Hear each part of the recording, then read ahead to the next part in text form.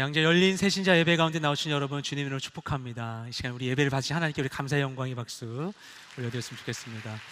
네, 그리고 오늘 귀한 찬양 들으신 2, 3열 밴드를 향해서도 우리 감사의 박수를 전해드렸으면 좋겠습니다. 네, 너무 감사합니다. 제가 20대 때 2, 3열 밴드 연주 처음 듣고서 어떻게 찬양을 이렇게 연주하지 하면서 굉장히 정말 감사한 마음으로 들었던 기억이 나는데, 오늘 귀한 연주 들려주셔서 너무나 감사합니다. 오늘 공교롭게도 오늘 전도사님도 찬양 선곡을 우리 예전에 많이 불렀던 이 찬양들을 이렇게 선곡해서 우리 함께 부르고, 오늘 2, 3열 밴드도 오래 전에 우리가 많이 불렀었던 이 찬양 선곡하셔서 함께 연주를 해주시는데, 그래서 그 찬양을 부르다 보니까 너무 잘 알고 너무 많이 불렀던 찬양인데 너무 오랜만에 찬양을 하는 거예요. 그런 분들 좀 계실 겁니다. 너무 오랜만에 찬양을 하는데, 근데 그게 어떤 기분이냐면은 그런 생각을 해봤어요. 약간 오래전에 썼던 나의 연애 편지를 다시 읽는 기분이랄까요? 뭐 이런 거 있죠.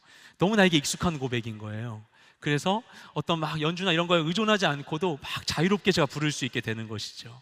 아까 전에 그 안정적인 이 리듬과 베이스 라인 속에서 이 색소폰 연주를 막 자유롭게 하시는 것처럼 내가 너무나 잘하는 고백, 내 고백이지 하면서 막 찬양할 수 있게 되는, 그렇게 생각을 해보니까 내가 익숙하게 늘 하는 나의 고백이, 나의 생각이, 나의 말들이 너무 중요하구나, 그것이 이후에 나에게 너무나 익숙한 그 기쁨을 주겠구나, 이런 생각이 들었습니다. 그래서 오늘 하루하루의 우리 고백이, 우리의 찬양이 그와 같이 우리에게 쌓여서 지금 다 알 수 없는 기쁨을 주게 될 줄로 믿습니다. 그래서 오늘도 이 주일, 귀한 주일 기억하시 예배 자리 가운데 나오신 여러분 주님을 축복드립니다. 기독교회는 1년 중에 가장 중요하게 여기고 있는 절기가 기독교에 두 가지가 있습니다. 가장 중요하게 여기는 게, 하나는요, 너무나 잘 아는 우리 겨울에 예수님께서 이 땅에 인간의 몸으로 나신 것을 기뻐하는 성탄절이 있죠. 그리고 또 하나는 봄에, 이맘때 예수님께서 죽으시고 부활하신 사건을 기념하는 부활절이 있습니다. 그래서 부활절이 있기 전까지 그 앞에 40일의 기간을 사순절 기간이라고 해서 예수님이 행하신 일들을 기억하며 기도하고 예배하죠. 그래서 오늘 이 교회도 원래 이제 그 연말 연초에 했었던 그 40일 새벽 기도를 이 사순절 때 하는 걸로 옮겨서 지금 새벽 기도가 진행 중에 있고요. 이제 일주일 남겼습니다. 아직 못하신 분들 남은 일주일에 열심히 하심으로 우리 기도로 이 새로운 시즌 시작하면 좋을 것 같습니다.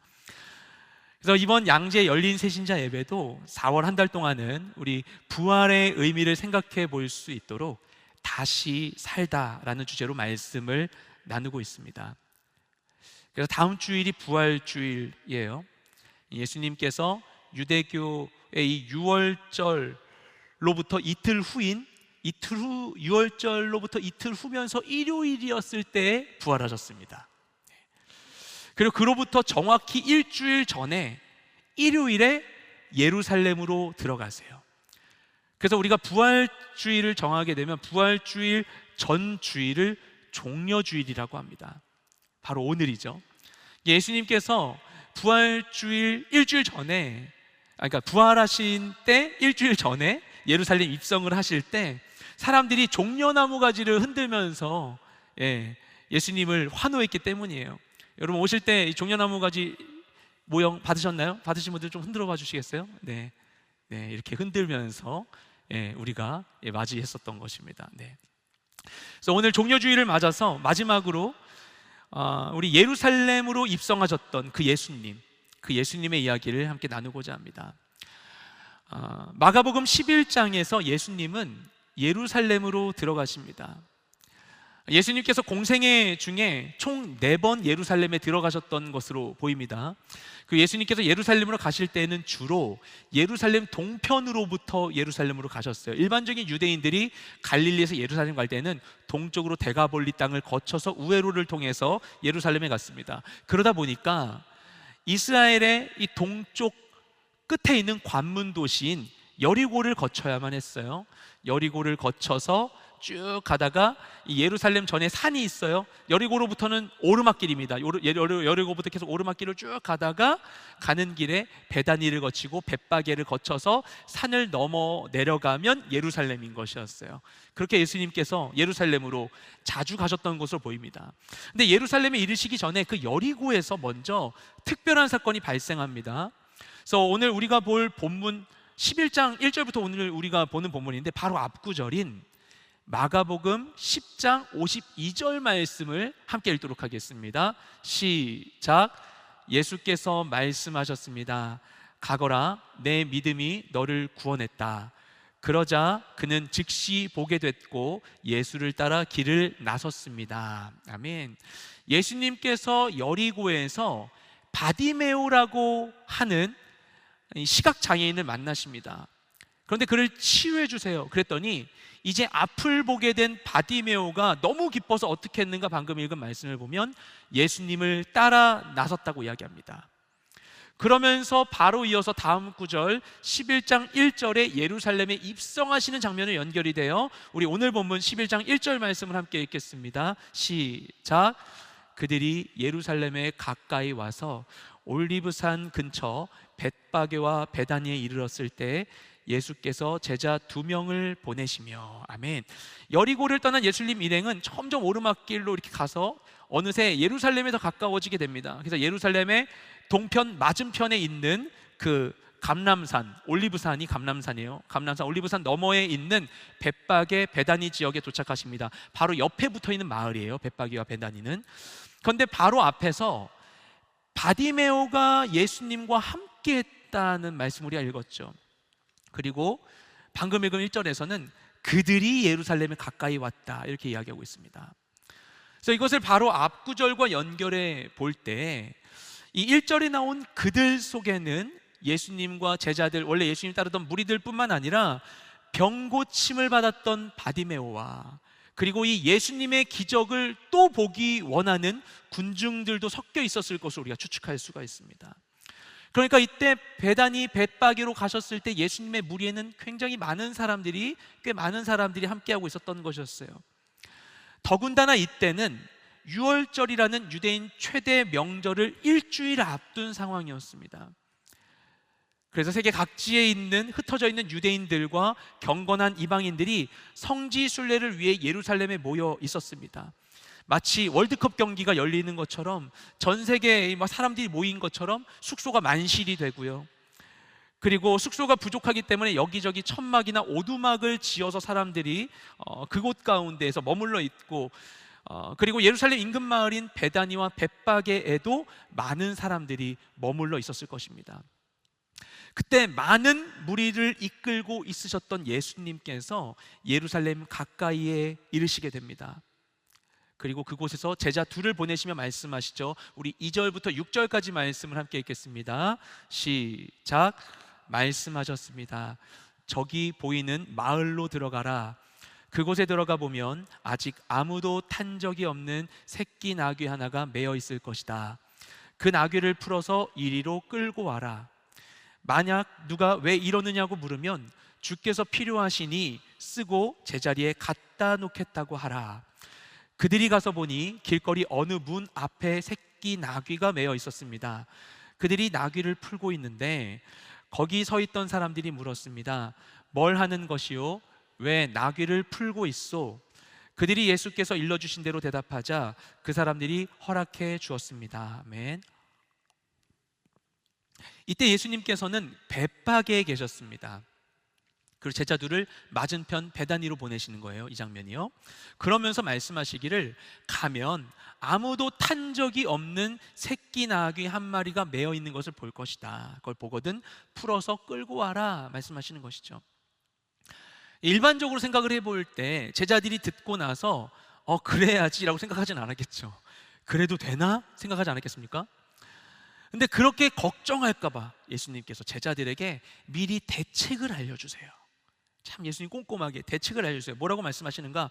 만약에 너네가 그렇게 그냥 있는 걸 풀러서 가져오려고 할 때 누군가가 왜 그러느냐라고 물어보면은 주께서 필요하셔서 사용하신 후에 반납하겠다라고 얘기하면 된다는 거예요.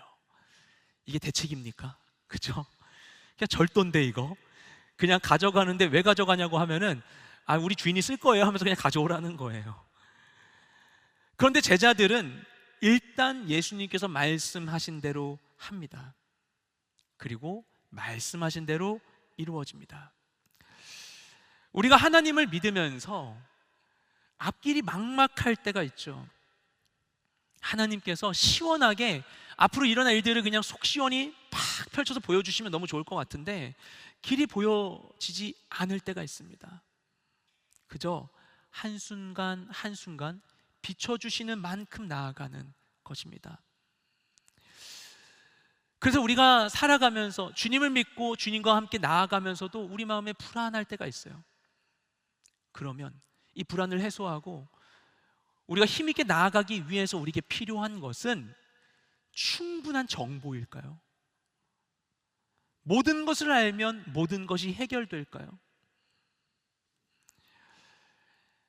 옛적에 에덴 동산에서 모든 것을 누리고 있었던 아담과 하와는 하나님과 같이 너희도 선과 악을 알 수 있게 된다고 했던 그 사탄의 유혹에 마음이 흔들리고 말았습니다.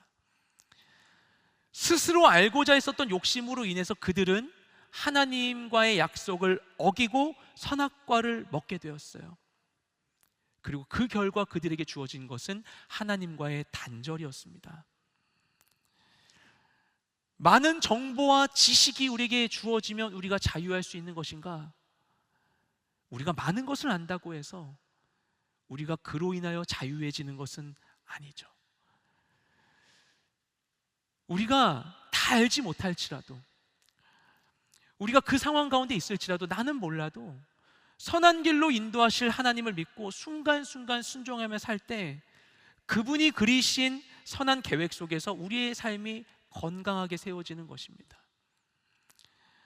내가 모든 걸 알고 모든 것을 판단할 수 있게 되면 정말 내 삶이 괜찮아질 것인가?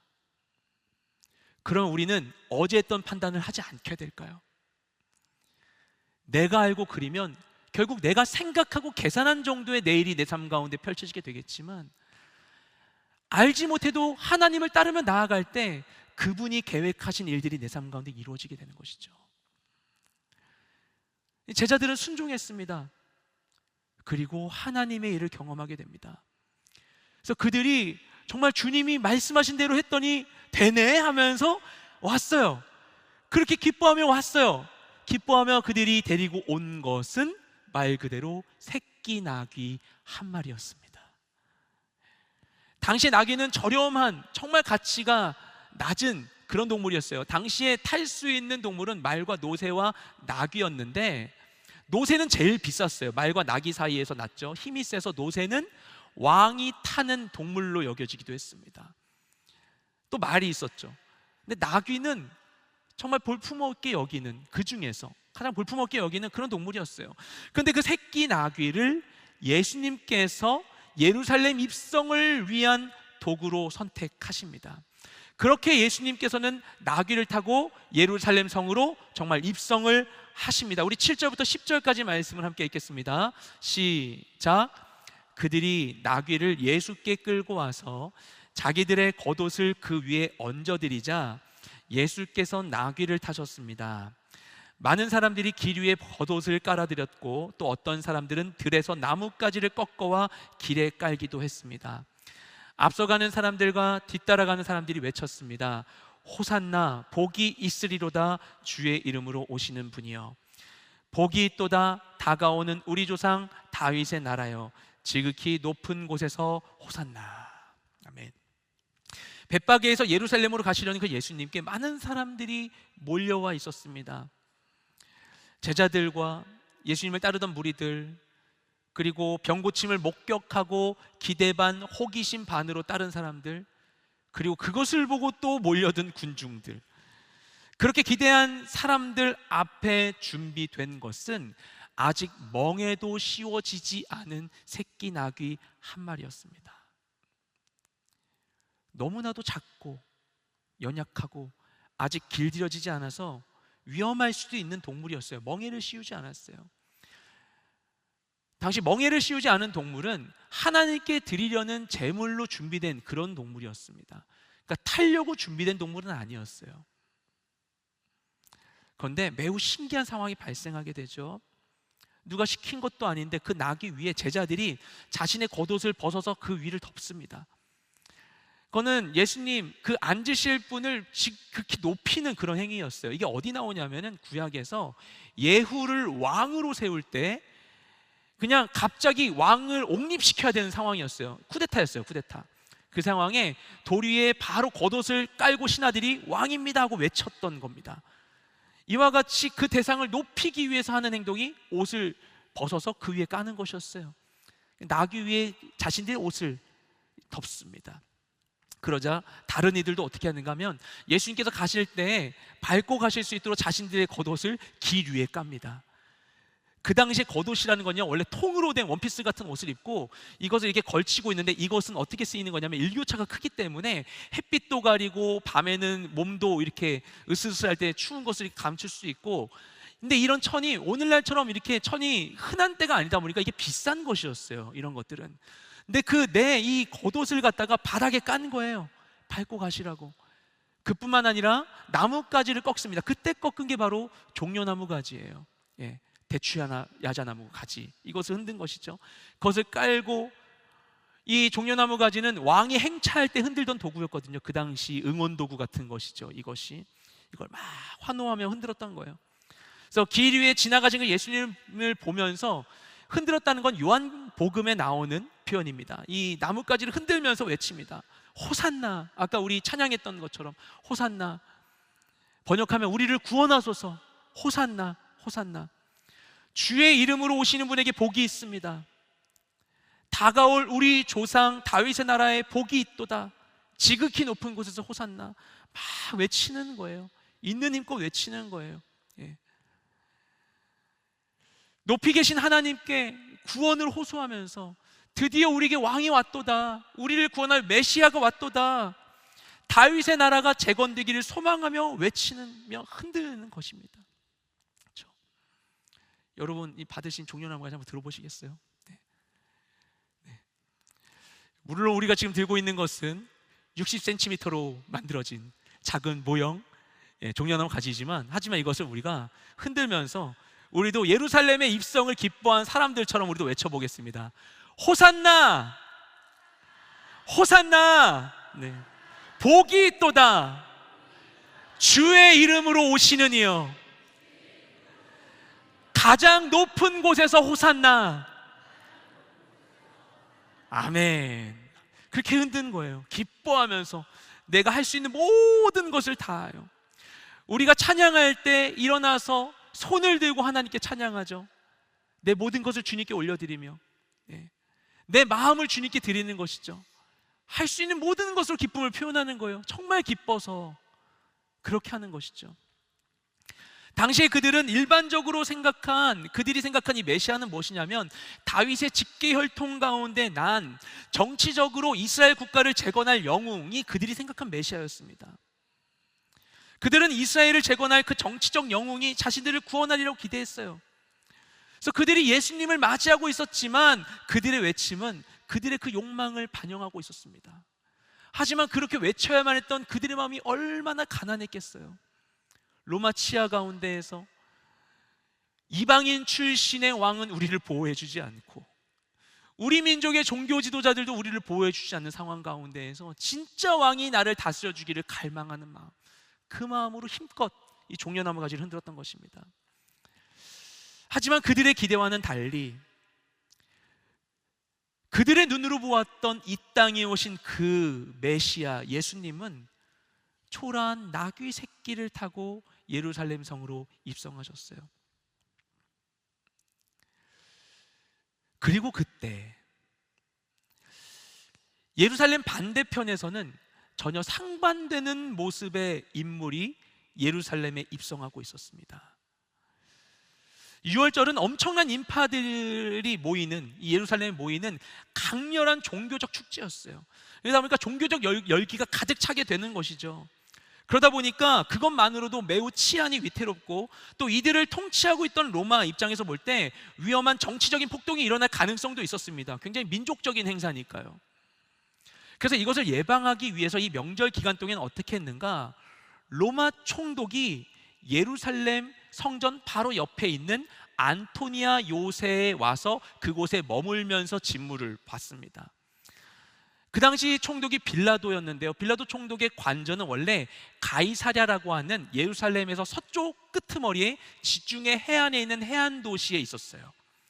이 가이사랴에 원래 그 사무실이 있었어요. 근데 이 기간 동안에는 이 빌라도가 예루살렘에 와야 했던 것입니다. 그리고 좀 일찍 왔어요. 왜냐? 유월절이 있기 전에 성전의 이 문을 여는 열쇠를 빌라도가 제사장에게 넘겨주는 그런 행사가 있었어요. 그걸 하기 위해서 미리 와야 했던 것이죠. 그래서 아마도 빌라도 총독은 로마식의 이 화려한 갑옷을 차려입고 늠름한 군마를 타고서 자신의 부대를 이끌고, 그리고 로마의 군대를 상징하는 그 독수리 길을 앞세워서 사람들을 밀치며 길을 열며 입성했을 것입니다. 서쪽 해안에 살던 그는 공교롭게도 예수님이 가는 반대 방향으로, 예수님이 동편으로 들어가셨지만 그는 서쪽을 통하여서 예루살렘으로 입성했을 것입니다. 그리고 어찌 보면 세상이 바라는 왕의 모습은 그런 것이죠. 힘이 있고 위험 있는 흠모할 만한 모습. 하지만 그는 예루살렘을 통제하기 위해서 입성했습니다. 그리고 이스라엘은 그를 맞이했죠. 여러분은 여러분의 삶에 무엇을 맞이하고 계십니까? 우리가 원하고 바라며 우리의 삶에 채우는 것들이 과연 우리의 삶에 진정한 만족을 주고 있을까요? 우리는 우리가 갈망하는 많은 것에 오히려 우리의 삶을 빼앗기곤 합니다. 그리고 우리의 욕망은 너무나도 쉽게 나의 삶의 통제권을 다른 것에 내어줍니다. 그것은 과연 우리를 풍요롭게 할까요? 당시 이스라엘도 마찬가지였어요. 이들은 복잡한 그들의 국내 정치 상황 가운데에서 로마의 통치가 자신들의 권력 구조를 유지할 수단이라고 생각을 했습니다. 그래서 그들은 인근에 이 로마의 장군 폰티아누스 마그누스가 왔을 때 자기들이 먼저 찾아가서 우리 땅을 점령해 달라고 얘기했어요. 그렇게 로마를 맞이한 게 유대인들이었습니다. 그런데 같은 시기, 이 총독이 오던 이 시기 가운데, 이 타이밍에 반대편에서는 작은 새끼 나귀를 타신 그 예수님께서 제자들과 세상의 연약한 자들과 함께 입성하고 계셨습니다. 이 예수님이 입성하시는 모습은 세상 권력자의 모습과는 너무나도 비교되는 상황이었죠. 하지만 이로써 예수님께서는 구약의 예언을 성취하심으로 하나님의 구원의 약속을 확증해 주십니다. 우리 함께 스가랴서 9장 9절에서 10절 말씀을 읽겠습니다. 시작. 시온에 따라 마음껏 기뻐하여라. 예루살렘에 따라 소리쳐라. 보아라, 내 왕이 내게로 오신다. 그는 의로우시며 구원을 베푸시는 분이다. 그는 겸손하셔서 나귀를 타시니 새끼 나귀를 타고 오신다. 내가 에브라임에 있는 전차를 없애고 예루살렘에 있는 말을 없애고 전쟁용 활도 부러뜨릴 것이다. 그가 다른 민족들에게 평화를 말하고 그가 바다에서 바다까지 다스리며 유프라테스 강에서 땅끝까지 다스릴 것이다. 아멘. 예수님의 예루살렘 입성으로부터 550년 전에 스가랴 선지자가 이 예언을 선포했습니다.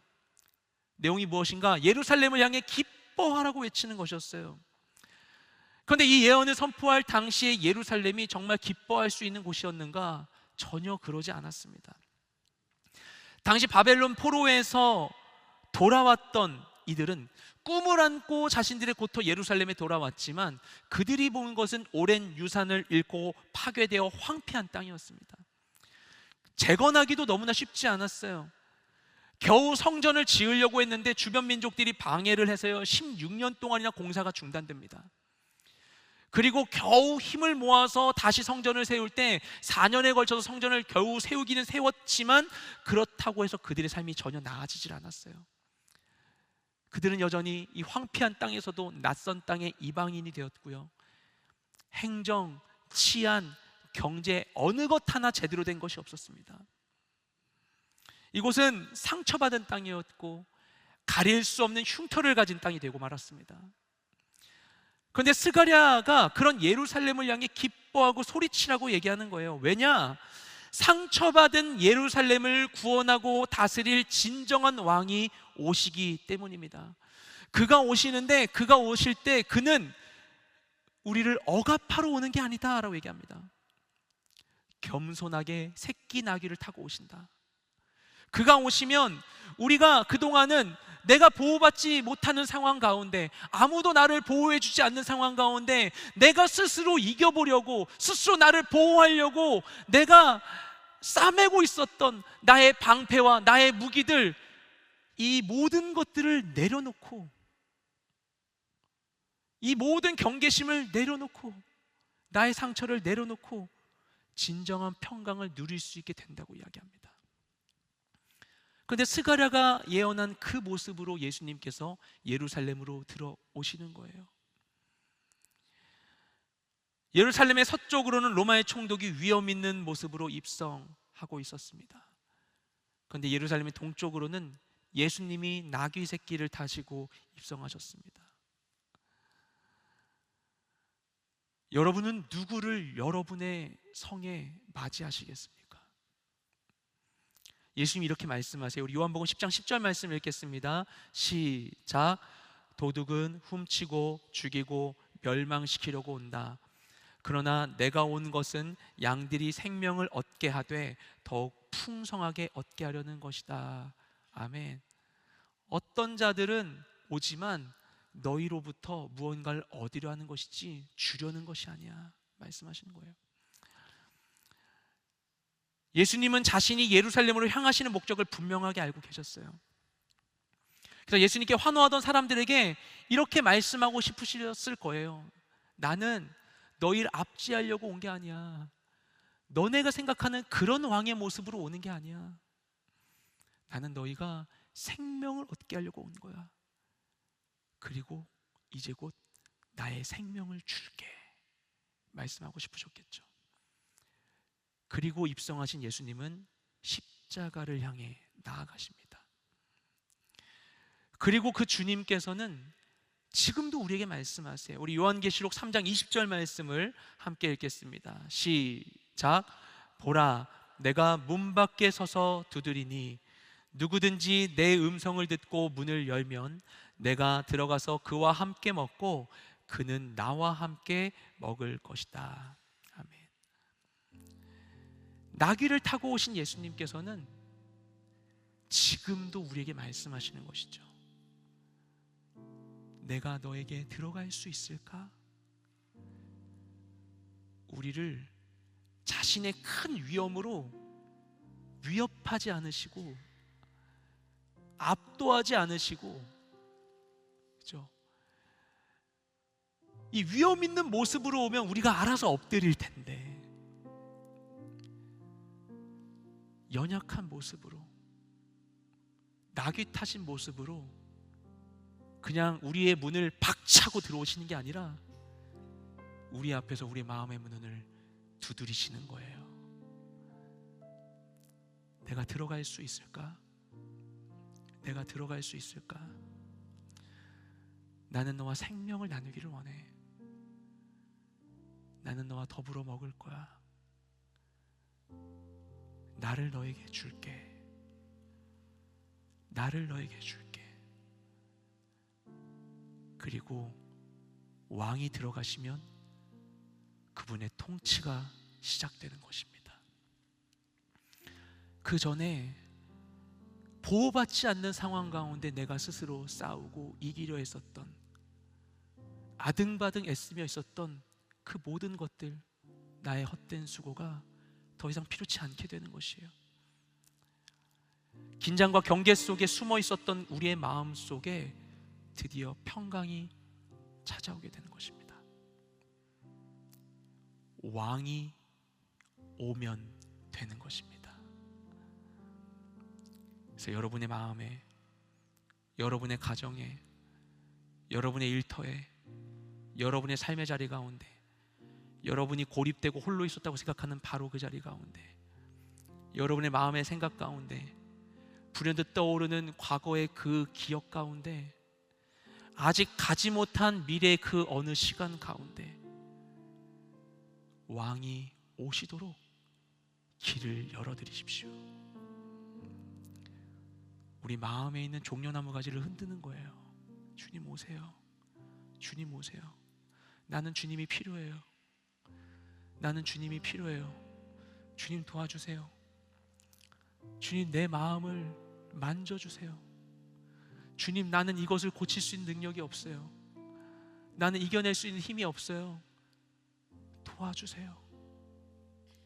용기를 주세요. 지혜를 주세요. 이처럼 왕의 통치를 구하는 모든 백성들에게 주님은 반드시 오셔서 생명을 얻게 하고 더 풍성히 얻게 하실 것입니다. 이 시간 우리 함께 그 주님께, 이 말씀으로 역사하신 주님께 우리가 기도로 반응하기 원합니다. 혹시 이 시간 가운데 혹시나 기도가 익숙하지 않은 분들, 또 처음 교회 오신 분들이 계시더라도 기도가 어려운 게 아닙니다. 하나님께, 내 옆에 있는 사람에게 얘기하듯이, 사랑하고 신뢰하는 사람에게 얘기하듯이 그렇게 하나님께 고백하는 거예요.